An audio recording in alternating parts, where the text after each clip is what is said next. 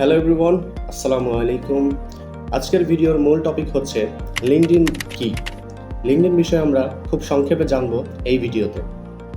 তো চলুন লিঙ্কডইনটা কি আমরা একটু জেনে নিই।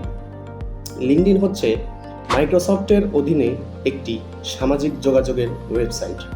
এটি মূলত পেশাজীবীরাই বেশি ব্যবহার করে থাকে। এখানে লিঙ্কডইন অ্যাকাউন্ট করতে গেলে সম্পূর্ণ তথ্য আমাদের লিগ্যাল তথ্য দিতে হয়, কেননা লিঙ্কডইনের কমিউনিটিগুলো খুবই স্ট্রং। এদের যদি কোনো ভুলভাল তথ্য দেওয়া হয়, এরা খুব সহজেই ডিটেক্ট করতে পারে এবং আমাদের সেই লিঙ্কডইন অ্যাকাউন্টটি রেস্ট্রিক্টেড করে দিতে পারে।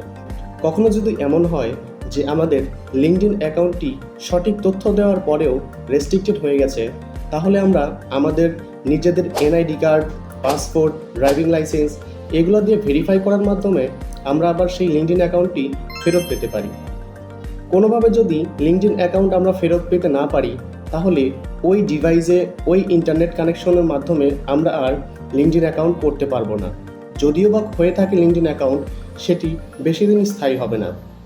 তো সেজন্যই আমরা নতুন একটি লিঙ্কডইন অ্যাকাউন্ট করার জন্য নতুন ডিভাইস, নতুন জিমেইল এবং নতুন ইন্টারনেট ব্যবহার করতে পারি। এক কথায় লিঙ্কডইনকে আপনার বোঝাতে হবে আপনি একজন সক্রিয় ব্যক্তি। আপনি যখন অন্যের পোস্টে কমেন্ট, লাইক, শেয়ার করবেন, নিজে পোস্ট করবেন, কানেকশন দিবেন, কানেকশন অ্যাকসেপ্ট করবেন, তার মাধ্যমে লিঙ্কডইন জানতে পারবে এই অ্যাকাউন্টটি সক্রিয় অ্যাকাউন্ট। এক্ষেত্রে আপনাদের অ্যাকাউন্টের কোনো প্রবলেম হবে না। তো আজকের লিঙ্কডইন সম্পর্কে এইটুকুই আলোচনা করার ছিল। ধন্যবাদ সবাইকে এতক্ষণ সাথে থাকার জন্য।